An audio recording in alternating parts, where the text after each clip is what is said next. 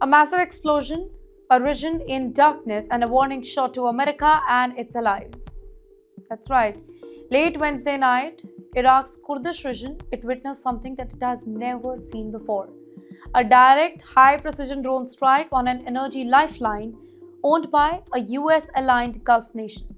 The message behind the attack, it was loud, it was clear, it was dangerous.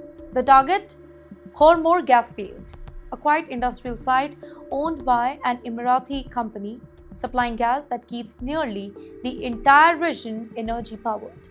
In a split second, drones sliced through the sky and slammed onto the complex. Storage tanks erupted, flames shot upwards, and the heart of Kyrgyzstan power, it stopped beating. Darkness, it spread like a wave. Within minutes, power plants across Erbil and other regions as well, they went silent. Officials watched the grid collapse by 80%. A staggering 2,600 megawatts wiped out in one strike.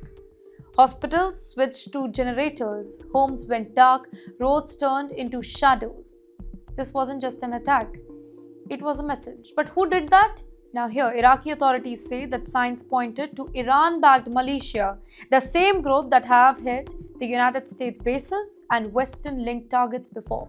But this time they struck a facility tied to a nation friendly with both Washington and Israel.